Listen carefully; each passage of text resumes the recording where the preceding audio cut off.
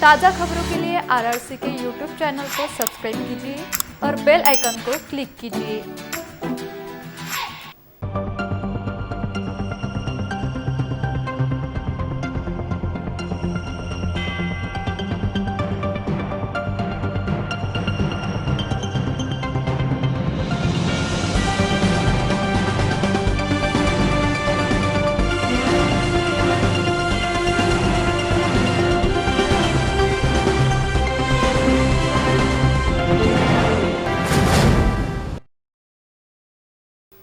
नमस्कार, city news के हिंदी समाचार बुलेटिन में मैं मानसी आपका हार्दिक स्वागत करती हूं।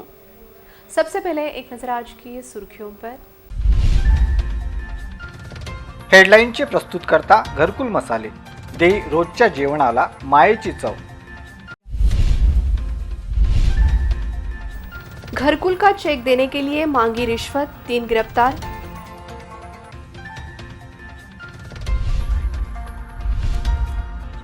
घरेलू गैस सिलेंडर की गैस भरी जा रही वाहनों में।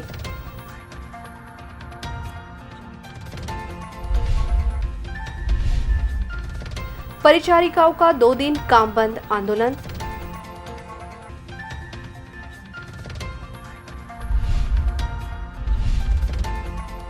तीसरी लहर से बच्चों को बचाने के लिए जिला प्रशासन की तैयारी।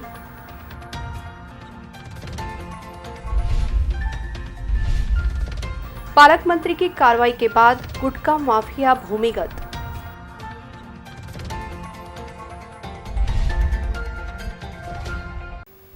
अब समाचार विस्तार से। प्रधानमंत्री आवास योजना अंतर्गत मंजूर घरकुल का जियो टैगिंग कर तीसरे हफ्ते का चेक निकालने के लिए 2,500 रुपयों की रिश्वत के मामले में ठेका पद्धति के अभियंता सहित 2 अन्य लोगों को अकोला एंटी करप्शन ब्यूरो ने गिरफ्तार किया। प्रधानमंत्री आवास योजना के अंतर्गत मंजूर घरकुल का जियो टैगिंग कर तीसरे हफ्ते का चेक देने के लिए ग्रामीण गृह निर्माण ठेका पद्धति के अभियंता अमित युवराज शिरसाट ने 3,000 रुपयों की मांग की थी, जिसके बाद 2,500 रुपयों की रिश्वत लेते समय अकोला एंटी करप्शन ब्यूरो ने उसे रंगे हाथों गिरफ्तार किया। इस रिश्वत की मांग के लिए रोजगार सेवक योगेश अरुण शिरसाट ने प्रोत्साहन दिया था, जबकि उपसरपंच दिलीप दौलत सदाशिव ने उसे समर्थन दिया था, जिसके बाद तीनों को गिरफ्तार किया गया। इन तीनों आरोपियों को न्यायालय के सामने पेश किया जाएगा। यह कार्रवाई एंटी करप्शन ब्यूरो के पुलिस उपाधीक्षक शरद मेमाने के मार्गदर्शन में की गई। इस कार्रवाई की जानकारी उन्होंने सिटी न्यूज से बोलते हुए दी। तक्रारदाराच्या घरकुलाच्या पंतप्रधान आवास योजनेअंतर्गत मंजूर घरकुलाच्या जिओ टॅगिंग करून 3 हप्त्याचे चेक काढण्यासाठी आरोपी अमित शिरसाट व दिलीप दौलत सुधीर मनतकार यांनी पैशाची मागणी केली आणि योगेश शिरसाट व दिलीप सदाशिव उपसरपंच यांनी त्यांना प्रोत्साहन दिले आणि अमित शिरसाट यांनी त्या जे काही मागणी केलेल्या पैसे स्वीकारले, म्हणून त्यांना रंगेहात पकडण्यात आलेले आहे। या गुन्ह्यामध्ये 3 आरोपी अटक करण्यात आलेले आहेत आणि 1 आरोपी फरार आहे, त्याचा शोध घेणं चालू आहे आणि आज रोजी ह्या 3 आरोपींना कोर्टामध्ये पेश करत आहोत। या निमित्ताने मी आवाहन करतो की ACB अकोला युनिटमध्ये आपली कुठली तक्रार असेल तर आपण लाच देण्याविषयी जी तक्रार असेल तर आपण हजर राहावे किंवा आमचा टोल फ्री क्रमांक आहे 1064, तिथे आपण कॉल करावा। धन्यवाद। अकोला शहर में अवैध धंधों की भरमार हो गई है। वर्ली जुआ अवैध रूप से शराब की बिक्री, मादक पदार्थ की बिक्री के साथ ही घरेलू गैस सिलेंडर की गैस वाहनों में भरी जा रही है। इसका एक वीडियो सोशल मीडिया पर वायरल हो रहा है। अकोला शहर सहित जिले में बड़े प्रमाण में अवैध धंधे चल रहे हैं। प्रतिबंधित गुटखा हो, अवैध रूप से शराब बिक्री हो, वर्ली मठ का जुआ चल रहा हो, सभी प्रकार के अवैध धंधे खुलेआम चल रहे हैं। सभी पुलिस थानों की हद में यह प्रकार चल रहा है, जिसकी ओर पुलिस ध्यान देने के लिए तैयार नहीं है, जिसके कारण अवैध धंधे बढ़ते चले जा रहे हैं। इतना ही नहीं, अब घरेलू गैस सिलेंडर से वाहनों में गैस रिफिलिंग करने का प्रकार काफी बढ़ता चला जा रहा है। इस प्रकार के अवैध धंधे शहर में कई जगह पर चल रहे हैं। जहां पर ऑटो ऐपे सहित 4 व्हीलर वाहनों में घरेलू गैस सिलेंडर से निकालकर गैस भरी जा रही है, जिसका एक वीडियो वायरल हो रहा है। यह वीडियो अकोला शहर के अकोट फाइल परिसर का होने की जानकारी प्राप्त हुई है। शहर में चल रहे इस प्रकार के अवैध धंधे पर वरिष्ठ पुलिस अधिकारियों को गंभीरता से ध्यान देते हुए आवश्यक कार्रवाई करने की मांग की जा रही है। महाराष्ट्र राज्य परिचारिका संगठन द्वारा अपनी विभिन्न मांगों के लिए आंदोलन शुरू किया गया है, जिसके अंतर्गत बुधवार और गुरुवार को पूरा समय काम बंद आंदोलन किया गया, जबकि 25 जून से बेमियादी काम बंद के संकेत दिए गए हैं। महाराष्ट्र राज्य परिचारिका संगठन द्वारा 21 जून से अपनी विभिन्न मांगों के लिए आंदोलन किया जा रहा है। 21 जून से 25 जून के दौरान इस आंदोलन के तहत हड़ताल का आयोजन किया गया है। इनकी मांगें पूरी न होने पर 25 जून से बेमियादी हड़ताल के संकेत संगठन द्वारा दिए गए हैं। सभी स्तर के पद भर्ती की जाए, किसी के साथ अतिरिक्त समय के अनुसार और भर्ती की जाए, सभी पदों की पदोन्नति के अनुसार भरा जाए, आपातकालीन परिस्थिति में काम करने वाली सभी परिचारिका कर्मचारियों को जोखिम भत्ता दिया जाए, कोरोना काल में बंद की गई साप्ताहिक छुट्टी दी जाए, राज्य की परिचारिकाओं के पद नाम बदल ले जाए सहित अन्य मांगों को लेकर आंदोलन किया गया है। 21 और 22 जून को 2 घंटे काम बंद कर आंदोलन किया गया। वहीं 23 और 24 जून को पूरा समय काम बंद किया जा रहा है। इसी के साथ 25 जून से बेमियादी बंद के संकेत दिए गए हैं। टप्पे होते 21 ते 22 जून हे 2 तास काम बंद आंदोलन होते। जर मागण्या मान्य झाल्या नाही तर 23 व 24 जूनला पूर्ण वेळ काम बंद आंदोलन हा आंदोलनाचा दुसरा टप्पा। जर या 4ही दिवसात सरकारने आमच्या मागण्या मान्य केल्या नाही तर दिनांक 25 जूनपासून आपण बेमुदत आंदोलनाला जाणार आहे। हा आंदोलनाचा दुसरा टप्पा आहे। आजची 23 आणि 24 जून आज आम्ही सर्व परिचारिका या बेमुदत आंदोलनाला जात आहोत। आमच्या मागण्या आहेत की शासनाने 100% पदभरती करण्यात यावी, पदोन्नती करण्यात यावी। जो जोखीम भत्ता आहे, परिचारिका या अत्यंत जोखमीच्या वातावरणात विविध सांसर्गिक आजारात काम करत असतात, त्यामुळे केंद्राप्रमाणे आम्हाला नर्सिंग भत्ता हा देण्यात यावा। आमच्या ज्या अर्जित रजा आहेत त्या आमच्या 300पेक्षा जास्त साठवण्याची व त्यानंतर उपभोगण्याची परवानगी देण्यात यावी। कोविड काळात जेही अधिपरिचारिका या पॉझिटिव्ह येतात त्यांचा तो पूर्ण काळ हा कोविड विशेष रजा म्हणून मान्य करण्यात यावा। संघटनेच्या पदाधिकाऱ्यांना शासनातर्फे कुठल्याही प्रकारचा त्रास वगैरह देण्यात येऊ। कोरोना वायरस की पहली और दूसरी लहर समाप्त होने के बाद संभावित तीसरी लहर को देखते हुए वाशिम जिला प्रशासन द्वारा आवश्यक उपाय योजना की जा रही है, जिसके तहत 100 बेड वाले अस्पताल को तैयार किया गया है।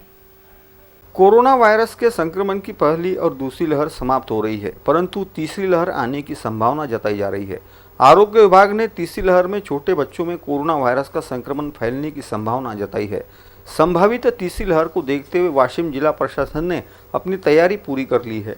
छोटे बच्चों के लिए वाशिम के जिला महिला अस्पताल में 100 बेड का कोविड सेंटर तैयार किया गया है, जिसमें नवजात शिशु के लिए 10 बेड, 2 से 12 साल के बच्चों के लिए 25 बेड ऑक्सीजन के साथ व्यवस्था की गई है, जबकि 35 जनरल बेड की व्यवस्था की गई है। उसी प्रकार कारंजा के उप जिला अस्पताल में 25 बेड का कोविड सेंटर तैयार किया गया है। कोरोना वायरस के संक्रमण की तीसरी लहर में छोटे बच्चों को संक्रमण का खतरा है। इस बात को ध्यान में रखते हुए आरोग्य विभाग द्वारा आवश्यक तैयारियां की गई है। इस कोविड सेंटर में बच्चों के मनोरंजन के लिए खेल खिलौने के साथ ही अन्य प्रकार की सुविधा उपलब्ध कराई गई है। इस प्रकार की जानकारी वाशिम के जिला शल्य चिकित्सक डॉक्टर मधुकर राठौड़ ने सिटी न्यूज से बोलते हुए दी। केल्याप्रमाणे तिसऱ्या कोरोना लसीचा धोका भारताप्रमाणे महाराष्ट्रात असून त्याप्रमाणे आपण वाशिम जिल्हा प्रशासनाने आणि ह्या संक्रमणामध्ये जास्तीत जास्त लहान मुलं अफेक्ट होण्याची शक्यता वर्तवली आहे। त्याप्रमाणे आपण लहान मुलांसाठी आपल्या जिल्हा रुग्णालयामध्ये 100 खाटाचे एक स्वतंत्र रुग्णालय, तसेच उपजिल्हा रुग्णालय कारंजा आहे ते 25 खाटाचे स्वतंत्र रुग्णालय तयार केले असून जिल्हा रुग्णालयात खाटामध्ये 25 खाट आहे स्वतंत्र ICU आहे। त्याच्यामध्ये लहान मुलांसाठी 2 वर्षाच्या मुलांपर्यंत 10 खाटाची आणि नवजात स्तरासाठी 10 खाटाचे 20 खाटांचे स्वतंत्र ICU आहे। ज्या बालकांचा तीव्र लक्षण आहेत, ज्यांना व्हेंटिलेटरची गरज आहे, त्यासाठी स्वतंत्र 10 खाटाचे ICU आहे। त्याच्यामध्ये 24 तास डॉक्टर व्हेंटिलेटर उपलब्ध राहणार आहे। त्याच्यानंतर ज्या बालकांना थोडेसे कमी सर्वचे लक्षणे आहेत त्यांसाठी फुल ऑक्सिजन, त्यांना खेळण्यासाठी व्यवस्था, त्यांना अगदी करमणुकी साधने अशा सगळ्याची व्यवस्था आपण 25 खाटाची व्यवस्था केलेली आहे. त्यामध्ये आपण 12 वर्षात मुलं ठेवणार आहेत. त्याच्यानंतर परत आपण 12 ते 18 वर्षाच्या मुलांसाठी आणि मुलींसाठी 25 खाटा स्वतंत्र वाढ केलेल्या आहेत. तरी आपण प्रशासनाची पूर्ण तयारी पुढच्या लाटासाठी आहे. पण जरी लाट येवो न पण आपण संभाव्य धोका लक्षात घेऊन आपल्या मुलांना शक्यतो बाहेर गर्दीच्या ठिकाणी जाणे टाळावे. गेले तरी त्यांना mask, sanitisation, social distancing compulsory गोष्टी आहेत. त्याचप्रमाणे सध्या 18 वर्षीय सर्व जनतेस लसीकरण खुले झालेले आहे. आपल्या कुटुंबातील सर्व 18 वर्षावरील व्यक्तींना आपण लसीकरण करून घ्यावे, जेणेकरून आपल्या कुटुंबातील सर्व लोकांचे आणि त्याचप्रमाणे आपल्या मुलांचे संरक्षण होईल. तरी परत मी आपल्याला आवाहन करतो, लस कुठली का असेल लस घेणे आपल्या फायद्याचे. आपण जास्तीत जास्त लोकांना लसीकरून ह्या संक्रमित होणाऱ्या आळा घालू हीच. अकोला जिले के पालक मंत्री ओम प्रकाश उर्फ बच्चू कडू ने प्रतिबंधित गुटखा बिक्री का भंडाफोड़ किया था, जिसके बाद से शहर सहित जिले के गुटखा माफिया भूमिगत हो गए हैं। इसके अलावा अन्न और औषधि प्रशासन की भूमिका भी संदिग्ध दिखाई दे रही है। अकोला जिले के पालक मंत्री ओम प्रकाश उर्फ बच्चू कडू ने 2 दिन पहले पुलिस और अन्न व औषध प्रशासन की कलई खोलकर रख दी थी। इस दौरान उन्होंने भेष बदलकर कई दुकानों में भेंट दी थी और वहां से राज्य में प्रतिबंधित गुटखे का माल खरीदा था। और बड़ी हैरानी की बात थी कि पालक मंत्री महोदय को बड़ी आसानी से प्रतिबंधित गुटखा मिल भी गया था। इस घटना के बाद से अकोला शहर सहित जिले के गुटखा माफिया भूमिगत हो गए हैं। पुलिस और अन्न व औषध प्रशासन विभाग के अधिकारियों ने मामला शांत होने तक गुटखा बिक्री बंद करने की सूचना दी है। इसके बाद अकोला शहर सहित जिले के बड़े बड़े गुटखा माफिया भूमिगत हो गए हैं, इस प्रकार की जानकारी प्राप्त हुई है। पुलिस और अन्न व औषध प्रशासन को हर माह लाखों रुपयों का नजराना मिलता है, जिसके कारण दोनों विभाग गुटखा बेचने वालों पर किसी भी प्रकार की कार्रवाई नहीं करते हैं। प्राप्त जानकारी के अनुसार अकोला शहर में रोजाना करोड़ों रुपयों का प्रतिबंधित गुटखे का माल आता है, जो MIDC के बड़े बड़े गोदामों में उतारा जाता है। इसकी जानकारी पुलिस और अन्न औषध प्रशासन को भी है, फिर भी किसी भी प्रकार की कार्रवाई नहीं की जाती है, क्योंकि सभी के हफ्ते बंधे हुए हैं। विशेषकर अन्न और औषध प्रशासन के अधिकारी इस बहती गंगा में हाथ धोने के लिए नहीं बल्कि नहाने के लिए तैयार है, जिसके कारण अकोला शहर सहित जिले में प्रतिबंधित गुटखे का व्यवसाय करोड़ों रुपयों में चल रहा है। अब यदि पालक मंत्री बच्चू कडू ऐसे भ्रष्ट अधिकारियों पर कार्रवाई नहीं करते हैं तो यही समझा जाएगा कि पालक मंत्री की यह कार्रवाई केवल स्टंटबाजी थी। पिछले 2 दिन से गुटखा माफिया भूमिगत है, जिससे साफ जाहिर हो रहा है कि इन लोगों को कहा गया है कि कुछ दिनों तक गुटखा बिक्री बंद की जाए। एक छात्र के पिता ने जिलाधिकारी के पास एक शाला के खिलाफ झूठी शिकायत दर्ज कराई है, जिसके बाद शाला कृति समिति द्वारा जिलाधिकारी को निवेदन सौंपकर उचित जांच किए जाने की मांग की गई है। सुफा फाउंडेशन अकोला अंतर्गत सुफा इंग्लिश प्राइमरी हाई स्कूल द्वारा जिलाधिकारी को एक निवेदन सौंपा गया है, जिसमें कहा गया है कि 21 जून को कक्षा 10वीं के छात्र के अभिभावक ने झूठी शिकायत दर्ज कराकर शाला के अध्यक्ष और मुख्याध्यापक पर दबाव लाने का प्रयास किया है। निवेदन में कहा गया है कि शाला द्वारा छात्रों पर फीस के लिए किसी भी प्रकार का दबाव नहीं लाया जा रहा है और मूल्यमापन का काम सही तरीके से किया जा रहा है। बावजूद इसके अभिभावक ने झूठी शिकायत दर्ज कराकर दबाव लाने का प्रयास किया है। शाला के शिक्षक सहित अन्य कर्मचारी के वेतन का बड़ा प्रश्न खड़ा है। अन्य प्रकार के खर्चे भी जारी हैं। उसके बाद भी शाला द्वारा अपना काम सही तरीके से किया जा रहा है। इस प्रकार की झूठी शिकायत के कारण मुख्याध्यापक और शिक्षकों पर दबाव लाया जा रहा है।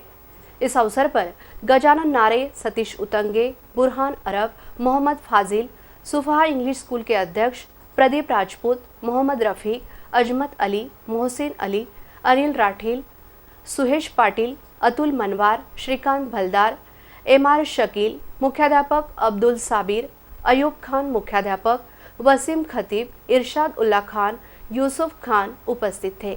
हमारे सुफा इंग्लिश स्कूल के मुख्याध्यापक पे एक पेरेंट द्वारा जो आरोप लगाया गया था उसका हमने जो है यहाँ पे स्पष्टीकरण दिया और हमारी जो है इंग्लिश मीडियम स्कूल की जो समस्या है खासतौर से फीस के बाबत जिलाधिकारी साहब को पूरा बताया। उन्होंने बहुत गौर से सुना और उस पर एक अपना निर्णय देने का उन्होंने हमको ऐसा आश्वासन दिया है। हमारे संगठन के सब पदाधिकारी लोग ये सब लोग आए, इन्होंने सबने मिलकर यहाँ पे हमारा एक निवेदन दिया जो आगे जो है उसके लिए कार्रवाई के लिए जिलाधिकारी साहब काम करेंगे।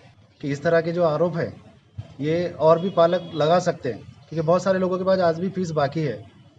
जो आरोप उसके ऊपर लगाया गया कि मेरे बच्चे के पेपर नहीं लिए गए, उसका हमने सारा अंतर्गत मूल्यमापन कर चुके हैं। लेकिन आरोप के अंदर जो बताया गया कि उसका हमने कोई एग्ज़ाम नहीं लिया, जबकि सारे एग्ज़ाम हमने ले चुके। उसकी फ़ीस अभी भी बाकी है, आधी फीस उसकी ले चुके हम। जब उसका प्रत्यक्ष मेरे से या मुख्याध्यापक से कोई कांटेक्ट नहीं आया तो मेरे ऊपर आरोप कैसे? और फीस हमारा लेना तो अधिकार है। हमने माननीय उच्च न्यायालय मुंबई तथा सुप्रीम कोर्ट के अनुसार ही हम फीस वसूल कर रहे हैं। जिला परिषद और पंचायत समिति के रिक्त पदों के लिए उपचुनाव कार्यक्रम घोषित किया गया है, जिसके अंतर्गत अकोला जिला परिषद की 14 जबकि पंचायत समिति की 28 रिक्त जगहों के लिए उपचुनाव लिया जा रहा है। जिला परिषद व पंचायत समिति के रिक्त पदों के उपचुनाव कार्यक्रम की घोषणा राज्य चुनाव आयोग के मार्फत मंगलवार 22 जून को की गई है, जिसके अनुसार अकोला जिला परिषद की 14 और जिले के 7 पंचायत समितियों के 28 रिक्त पदों के लिए उपचुनाव के लिए उम्मीदवारी आवेदन दाखिल करने की प्रक्रिया 29 जून से शुरू होगी, जिसके बाद 19 जुलाई को मतदान लिया जाएगा। उपचुनाव होने वाले जिला परिषद गण और पंचायत समितियों के गण क्षेत्र में जिला प्रशासन के मार्फत आचार संहिता लागू की गई है। इस प्रकार की जानकारी निवासी उपजिलाधिकारी प्राध्यापक संजय खडसे ने सिटी न्यूज से बोलते हुए दी। विभाग रिक्त पद होते त्यांच्या निवडणुकीचा कार्यक्रम या ठिकाणी घोषित करण्यात आलेला आहे। त्याचबरोबर जिल्हा परिषद अंतर्गत ज्या 7 पंचायत समिती येतात त्या 7 पंचायत समितीमध्ये जे रिक्त एकूण 28 पद आहेत, त्या 28 पदांचा प्रोग्राम्स राज्य निवडणूक आयोगाने घोषित केलेला आहे। त्यानुसार 29 जूनपासून नॉमिनेशन पत्र भरण्याची प्रक्रिया त्या ठिकाणी सुरू होणार आहे। सदर हे नॉमिनेशन पत्र हे ऑनलाईन पद्धतीने त्या ठिकाणी भरल्या जाणार आहेत आणि हे सर्व प्रक्रिया करून साधारणतः 19 जुलैला मतदानाची प्रक्रिया त्या ठिकाणी होणार आहे। या दृष्टिकोनातून माननीय जिल्हाधिकारी जितेंद्र पापळकर सर यांच्या मार्गदर्शनाखाली जिल्ह्यामध्ये संपूर्ण तयारी या ठिकाणी सुरू करण्यात आलेली आहे। त्या अंतर्गत जी आचारसंहिता आहे ती आचारसंहिता संबंधित निवडणूक विभाग असेल, निर्वाचक गण असेल, त्या निर्वाचक गणामध्ये आहे। याबद्दलच्या सर्व संबंधितास निर्देश माननीय जिल्हाधिकारी महोदयांनी दिलेले आहेत। आता आम्ही निवडणूक निर्णय अधिकाऱ्यांची नियुक्ती करून त्यांचं सुद्धा प्रशिक्षण करून सर्व तयारी पोटनिवडणुकीची संपूर्ण तयारी ही जिल्हा प्रशासनाने केली आहे। अकोला से गायगांव मार्ग की अत्यंत ही दुरावस्था हो गई है। इस मार्ग पर पेट्रोल डीजल से भरे टैंकरों की आवाजाही बड़े प्रमाण में लगी रहती है, जिसे देखते हुए इस सड़क की मार्ग की जल्द से जल्द दुरुस्ती की जाए। इस प्रकार की मांग पेट्रोल डेपो और ट्रक टैंकर चालक ने की है। अकोला के डाबकी रोड रेलवे गेट से गायगांव गणपति मंदिर तक रास्ते का तुरंत डामरीकरण किया जाए। इस प्रकार की मांग Republican truck tanker driver and cleaner union ने जिलाधिकारी को निवेदन सौंपकर की है। इस मार्ग की अत्यंत ही दुरावस्था हो गई है।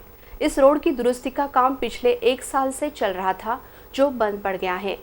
गांव में HPCL, BPCL, Indian oil company के 3 डिपो है, जिसके कारण 24 घंटे टैंकर सहित भारी वाहनों की आवाजाही लगी रहती है। टैंकर में अत्यंत ज्वलनशील पदार्थ होते हैं, जिसके कारण इस मार्ग पर कभी भी बड़ी दुर्घटना हो सकती है। इस रास्ते से शेगांव जाने के लिए पैदलवारी मार्ग भी है, जिसके कारण इस मार्ग पर आवाजाही लगी रहती है। इस रास्ते पर बड़े बड़े गड्ढे हो गए हैं, जगह जगह की सड़क उखड़ गई है, बारिश का पानी गड्ढों में भर गया है। इस रास्ते का काम करने के लिए ठेकेदार और संबंध विभाग ने पूरी तरह से दुर्लक्षित किया है, जिसके कारण नागरिकों की जान खतरे में आ गई है। उसी प्रकार इस मार्ग का समावेश शेगांव से पंढरपुर दिंडी मार्ग में किया गया है, फिर भी इस मार्ग की ओर ध्यान नहीं दिया जा रहा है। इस प्रकरण में शासन गंभीरता से ध्यान दे और रास्ते का काम तुरंत शुरू करे। इस प्रकार की मांग जिलाधिकारी से की गई है।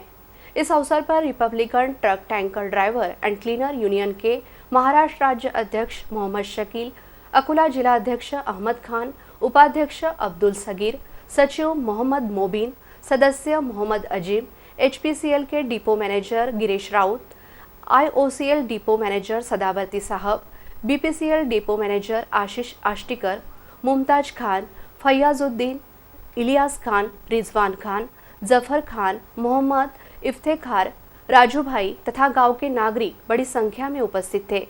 अकोला महाराष्ट्र से सिटी न्यूज के लिए यूसुफ शेख की विशेष report. Gaigaon HPCL IOCL depot की तरफ से सभी ड्राइवर लोग रिपब्लिकन ट्रक टैंकर एसोसिएशन के नेतृत्व में जमा हुए हैं। यहाँ पर हमारी प्रशासन से मांग है कि ये जो रोड है, रोड की हालत बहुत ज़्यादा ख़राब है। रोड पर कभी भी अपघात हो सकता है, एक्सीडेंट के बहुत ज़्यादा चांसेस हो गए हैं। आपने देखे होंगे रोड के ऊपर में पूरे हर तरफ गड्ढे गड्ढे हैं। बारिश आती है तो बारिश आने के बाद में रोड पे गाड़ियाँ और ज़्यादा स्लिप होने के चांसेस हो जाते हैं। और इसी रोड से बहुत ज़्यादा ट्रैफिक है। शेगांव से भी मंदिर जाने वालों का काफ़ी ज़्यादा ट्रैफिक रहता है और 300-400 लगभग टैंकर रहते हैं। HPCL IOCL BPCL कंपनी ने भी प्रशासन को बोली है कि ये रोड का जल्द से जल्द काम पूरा होना चाहिए, लेकिन इसके ऊपर अभी तक के कुछ भी नहीं हुआ है। और हम लगभग देख रहे हैं कि 1 साल से यही दिक्कतें सभी ट्रांसपोर्टरों को और ड्राइवर लोगों को बहुत ज़्यादा दिक्कतें जा रही है। गाड़ियों का मेंटेनेंस बहुत ज़्यादा नहीं कर रहा है और ऊपर से हम पेट्रोल डीजल जो इमरजेंसी सेवा में आता है, जीवन आवश्यक वस्तु है, ज्वलनशील पदार्थ है, ये इसकी ढुलाई कर रहे हैं। अगर इसका एक्सीडेंट होता है तो बहुत सारे लोगों की इसके अंदर जाने जा सकती है। इसलिए हम प्रशासन से मांग करते हैं कि प्रशासन तुरंत में गायगांव से जो रोड जा रहा है ये शेगांव के लिए, इस रोड का जहाँ तक डेपो की कंडीशन है वहाँ तक के तो तुरंत में इसको बनाए और हल करे, अन्यथा हमको इसके ऊपर आंदोलन करना पड़े। हम उनको जताना चाहते हैं कि ये पेट्रोल डीजल के टैंकर हम 20-20 केल के टैंकर, 24 केल के टैंकर इस रोड से लेके जा रहे हैं। पूरा रोड हम सिटी चैनल के माध्यम से बता रहे हैं और इसके ऊपर तुरंत कलेक्टर साहब ने दखल देके ये रोड को सुधारना चाहिए। हमारी प्रशासन से यही मांग है। अकोला जिले सहित बुल्ढाना जिले में 2 व्हीलर वाहनों की चोरी करने वाले 2 आरोपियों को स्थानीय अपराध शाखा पुलिस ने गिरफ्तार किया है। इन आरोपियों से पुलिस ने 4 लाख रुपए मूल्य की 19 मोटरसाइकिल जब्त की है। अकोला और बुल्ढाना जिले में 2 व्हीलर चोरी की वारदातों को अंजाम देने वाले एक गिरोह का पर्दाफाश करने का दावा पुलिस की अपराध शाखा ने किया है। गिरोह के 2 सदस्यों से चोरी के 19 दोपहिया वाहन जब्त किए गए हैं, जिसकी कीमत 4 लाख रुपए आकी गई है। इस कार्रवाई में पुलिस ने तेल्हारा तहसील के हिवरखेड़ निवासी अभय उर्फ समाधान बालकृष्ण सिरसाट और गणेश महादेव धर्मे को गिरफ्तार किया है। जिला पुलिस अधीक्षक जी श्रीधर, अपर पुलिस अधीक्षक मोनिका राउत तथा LCB के प्रमुख शैलेश अपकाल के मार्गदर्शन में यह कार्रवाई की गई है। आगे की जांच स्थानीय अपराध शाखा पुलिस कर रही है। इन दोनों आरोपियों से और अधिक वाहन जब्त हो सकते हैं, इस प्रकार की संभावना भी पुलिस ने जताई है। अकोला कृषि तंत्रज्ञान व्यवस्थापन यंत्रणा आत्मा के अंतर्गत BBF ट्रैक्टर चलित बुआई यंत्र द्वारा सोयाबीन फसल की बुआई की गई, जिसे लेकर किसानों को आवश्यक मार्गदर्शन किया गया। महाराष्ट्र शासन कृषि विभाग द्वारा बालापुर तहसील में अकोला कृषि तंत्रज्ञान व्यवस्थापन नियंत्रणात्मक के अंतर्गत कृषि के जिला अधीक्षक तथा प्रकल्प संचालक डॉक्टर कांतप्पा खोत तथा तहसील कृषि अधिकारी नंदकुमार माने के मार्गदर्शन में सातारा गांव में BBF ट्रैक्टर चलित बुआई यंत्र द्वारा सोयाबीन फसल की बुआई का प्रयोग श्रीमती सुचिता अमोल मसने के खेत में किया गया। इस अवसर पर मंडल कृषि अधिकारी दत्तात्रेय काले एवं पर्यवेक्षक RK धनभर ने भी BBF बुआई यंत्र की तकनीकी जानकारी दी। इस अवसर पर सोयाबीन फसल की उत्पादकता बढ़ाने के लिए अष्टसूत्री मार्गदर्शन किया गया। जब तक 100 मिली बारिश नहीं होती है तब तक किसान बुआई ना करे। बुआई की क्षमता जांच कर ही किसान निर्णय ले। बीज प्रक्रिया किए बिना बुआई ना करे। बीज प्रक्रिया करने के लिए कीटकनाशक राइजोबियम PSB ट्राइकोर्डमा कटक का इस्तेमाल कर बीज प्रक्रिया करें और BBF यंत्र से बुआई करें। इस अवसर पर गांव के प्रगतिशील किसान उपस्थित थे। अकोला महानगर पालिका के अंतर्गत आने वाले प्रभाग क्रमांक 1 के राहत नगर में जल जमाव की स्थिति होने के कारण नागरिकों को भारी दिक्कतों का सामना करना पड़ रहा है। कई निवेदन देने के बाद भी सालों से विद्यमान इस समस्या को हल करने के किसी भी प्रकार के प्रयास नहीं किए जा रहे हैं। अकोला के प्रभाग क्रमांक 1 के अंतर्गत आने वाले अकोट रोड के पास माइक्रो टावर के पास राहत नगर के नागरिक जल जमाव के कारण त्रस्त हो गए हैं। पिछले कई साल से यह समस्या विद्यमान है। राहत नगर में बारिश का पानी बड़े प्रमाण में इकट्ठा हो रहा है, जिसके कारण राहत नगर तालाब में तब्दील हो गया है। यहाँ के नागरिक भले ही राहत नगर में रहते हैं, लेकिन पिछले कई सालों से इन नागरिकों को किसी भी प्रकार की राहत नहीं मिल पाई है। पूरा परिसर तालाब में तब्दील होने के कारण यहाँ विषैले जीव जंतु निकल रहे हैं। मच्छरों का प्रमाण काफी बढ़ गया है, जिसकी वजह से नागरिक कई प्रकार की बीमारियों से जूझ रहे हैं। इस भीषण समस्या को लेकर महाराष्ट्र शिक्षण व जन कल्याण समिति के अध्यक्ष सलीम सिद्दीकी ने कई बार महानगर पालिका में निवेदन दिए हैं। बावजूद इसके इस समस्या की ओर ध्यान नहीं दिया जा रहा है। इसके कारण यहाँ के नागरिकों में महानगर पालिका को लेकर रोष व्याप्त हो गया है। अभी बारिश का काल शुरू हुआ है, जिसके कारण आने वाले दिनों में यहाँ की समस्या और अधिक विकराल हो सकती है, जिसे देखते हुए राहत नगर के नागरिकों को इस समस्या से राहत देने की मांग की जा रही है। अंत में एक नजर आज की सुर्खियों पर। हेडलाईनचे प्रस्तुतकर्ता घरकुल मसाले दे रोजच्या जेवणाला मायेची चव। घरकुल का चेक देने के लिए मांगी रिश्वत, 3 गिरफ्तार।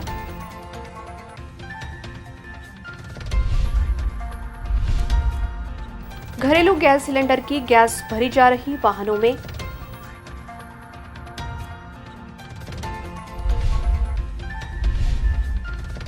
परिचारिकाओं का 2 दिन काम बंद आंदोलन।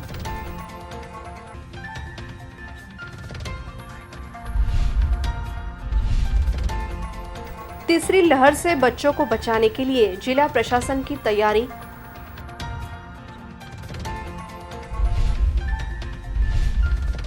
पालक मंत्री की कार्रवाई के बाद गुटखा माफिया भूमिगत।